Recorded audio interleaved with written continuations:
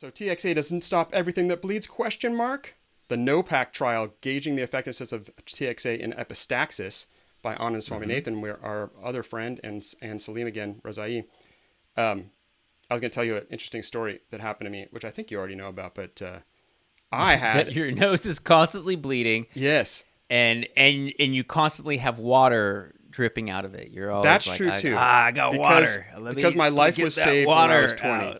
Yeah, so I'm I know, and then I feel bad. I'm like, oh, I'm making fun of his medical condition. But then I'm like, but it's Aaron. It's okay but it's to make Aaron fun and of it's him. fine. No, it is a medical. It's not a condition. Feelings. It is a. I have no sign. I have one giant sinus. We'll tell that story some other day. So in my nose, I've got a tiny septum, and then a huge. My maxillary, frontal, two maxillaries, frontal and sphenoid sinus are all one giant cavity. I have no more turbinates. So that's what my inside of my face looks like. So I was at in Texas of all places, and I started bleeding. Nosebleeds happens to me all the time over the years, but it went away and fine. I came home the next morning after like plane flight and what have you, and I started to get a nosebleed. Could not stop it. All the new things I'd tried to do, couldn't stop it. I don't really have a posterior anterior, so all of the normal stuff you think about with nosebleeds don't work with me. For some reason, the bleed was just up inside some surgical flap, and I couldn't get to it. And I had to go to the ER, emergent ENT, almost... I was put on this, I bumped some kid with an appy onto the OR schedule, but then it finally stopped with a bunch of balloons and stuff. And I was like, my wife, thank God, was home, and I was pulling over to like spit out just balls full of clot and blood every couple minutes. And I'm like, how much can somebody bleed from their nose before it's a problem? A lot.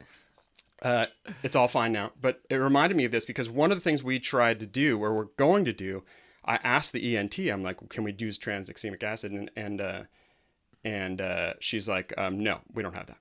So she's like, we all know that doesn't work. That doesn't work. So maybe she was prescient. Yeah. But at the time I was like, what is this kind of, but it, interestingly here, they're saying maybe, maybe not.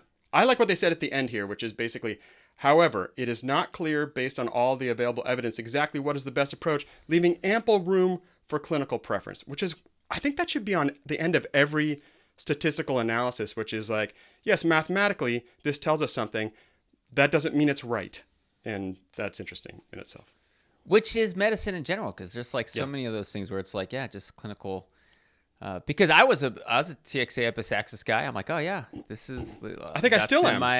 That's in my armamentarium right now. Sure. And I agree with you. I still am too, because I'm like, well, it's the side effects are. Nil, right? So try it. Why not?